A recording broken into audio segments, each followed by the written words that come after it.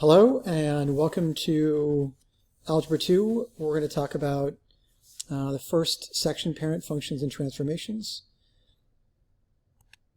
There are three things that I want to go over with you. First is I want to identify families of functions.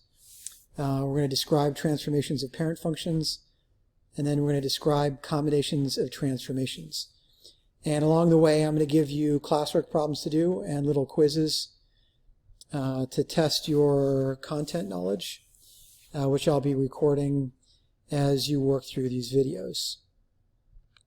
All right, so a parent function is what we refer to in math as the most basic function in a family. So it has not been transformed in any way. And I'm assuming that you have heard the word transformation before. We're going to talk more about transformations of linear functions and then quadratic functions over the next couple of weeks. So the four functions that I want to talk to you about, the parent functions, are constant. So that would be in the form y is equal to x. Linear in the form y is equal to mx plus b, where m is the slope and b is the y value of the y-intercept. Absolute parent function is y is equal to the absolute value of x, which we're going to spend some time on, but not a lot this year. And then a quadratic function, y is equal to x squared, which we will spend much more time with. So these are the four parent functions that I want you to be aware of.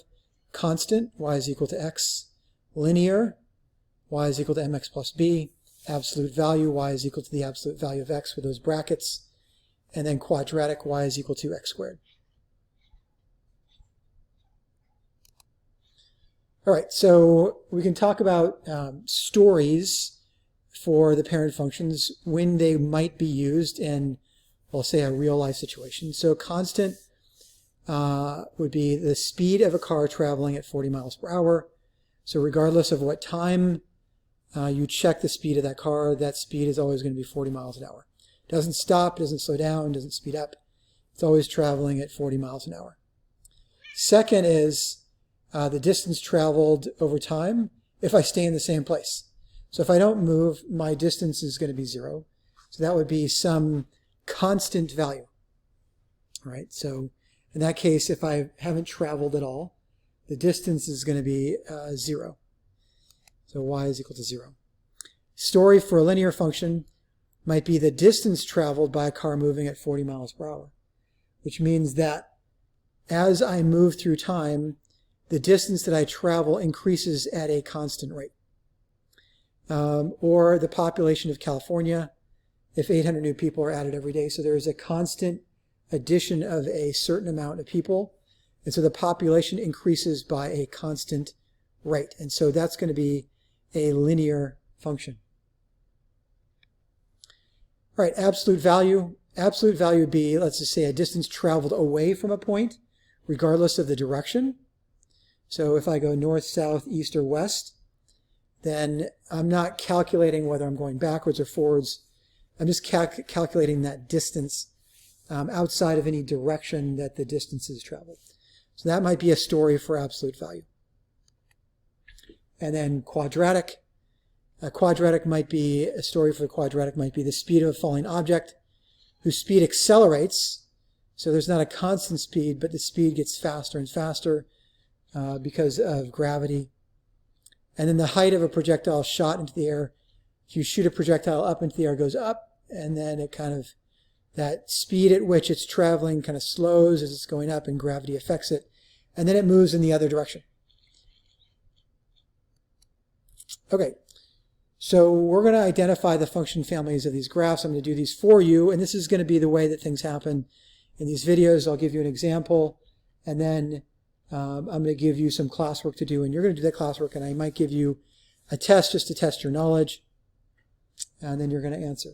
But the classwork problems you're going to do, you're going to put them on a sheet of paper, and then you're going to upload them or bring them to me during class.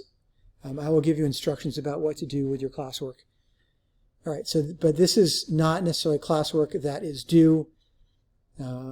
This is just work that you can do along with me while I'm going through the video. So I want to make that distinction. This is not work that you'll necessarily turn in.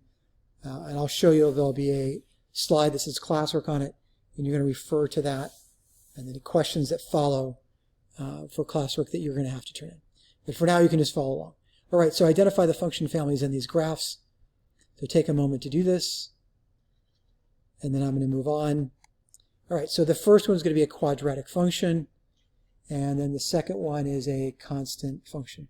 Now this quadratic is translated, so there is some translation going on here, as is the constant function, and we'll talk about translations later. All right, so here is your first classwork problem, and so this is where I want you to write down the problem, and this is what you're going to turn into me either directly or upload it into some portal that I specify. And so here's the first classwork problem.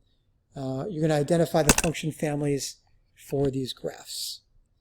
All right, so I'm going to take a moment for you to take a look at this. You can always also pause the video and then come back and rejoin me. I'm going to give you a moment, and then I'm going to move on.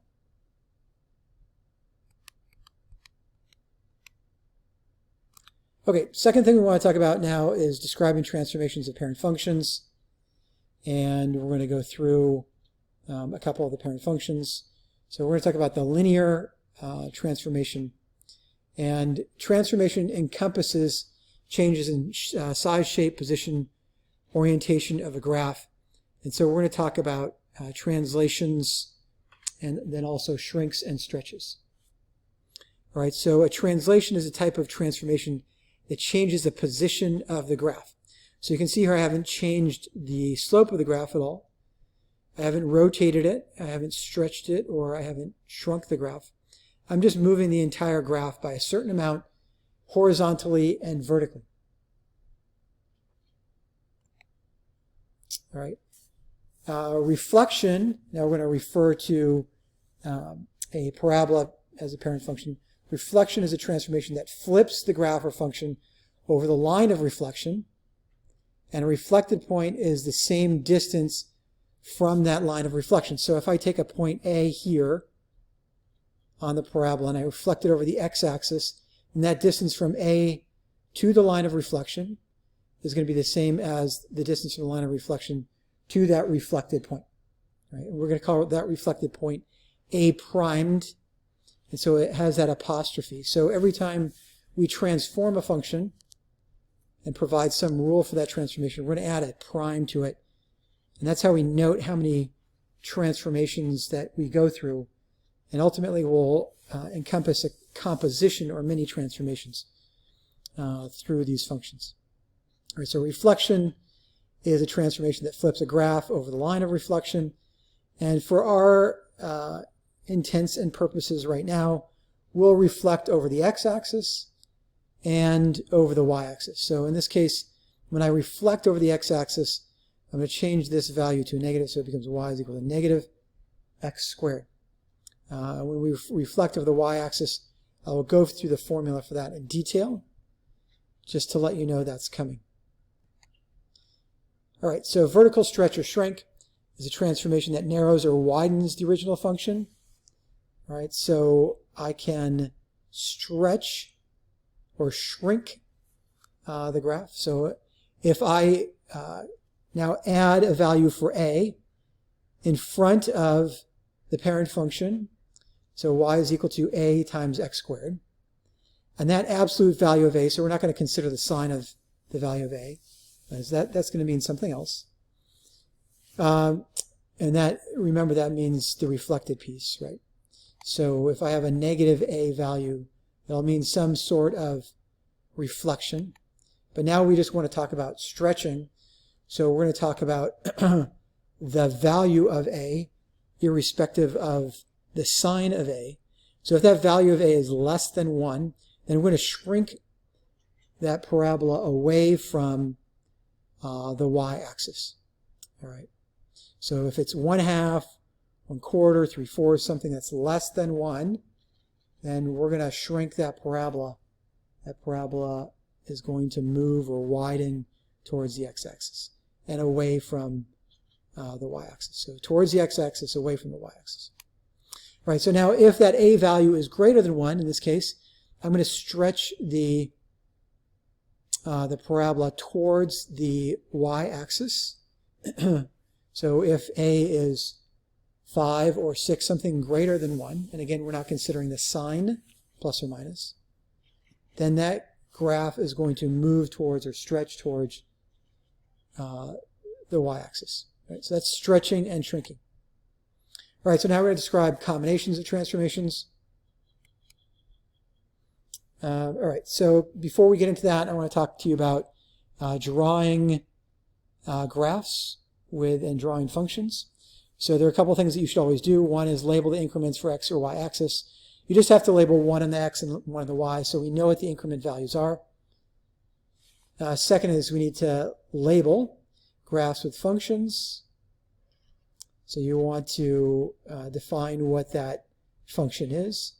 We want to draw lines to the edge of the graph, and then we want to place arrows on the graphs to imply some continuance. Otherwise, I will consider it a segment, which for most of this class is not going to be true. So make sure you label the increments, identify the graphs or the functions, draw the lines to the edge of the graph.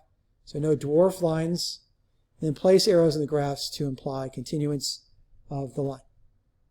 So please make sure you do that on all your graphs.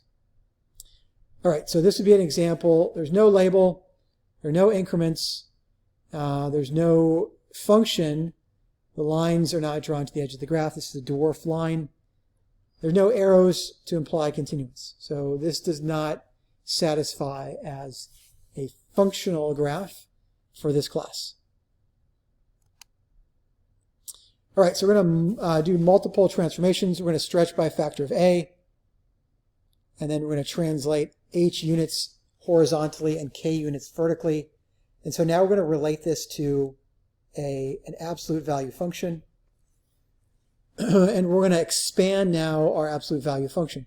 So the h value is inside of the parentheses or the absolute value brackets. The k value is outside.